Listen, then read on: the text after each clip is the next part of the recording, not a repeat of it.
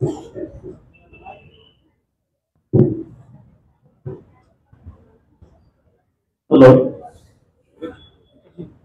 सर्वांना सन्मानाचा मानाचा जयघोष. काय आवाज तरी यायला का? काय बोलायला तुम्ही?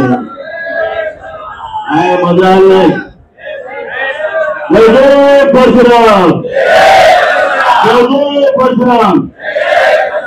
धन्यवाद.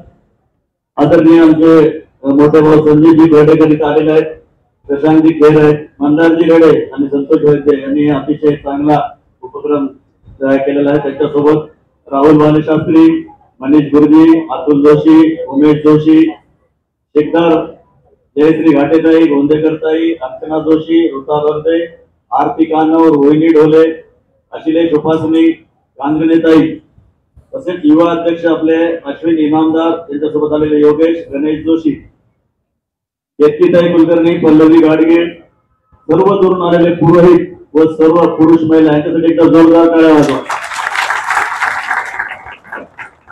तुम्हाला वाटतं सुरुवात झाली पाहिजे, याच्यामध्ये सर्वांनी मनापासून प्रयत्न करायचे. कलेक्टर ऑफिस असू द्या, तहसील ऑफिस राहू द्या, कुठलेही असू द्या, आपल्याला आता याच्या मागे लागायचं आहे.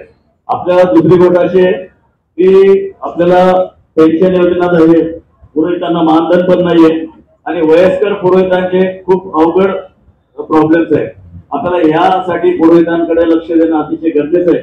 मी गोविंदजींना आणि सर्व सन्मान्य सदस्यांना विनंती करतो की पुरोहितांकडे जास्तीत जास्त प्रमाणात लक्ष द्यावं आणि पुरोहितांसाठी जे मानधन किंवा जी योजना चालू करता येईल लवकरात लवकर ते करावी. एवढ्या बद्दल मी माझे दोन शब्द संपवतो. जय हिंद, जय भारत.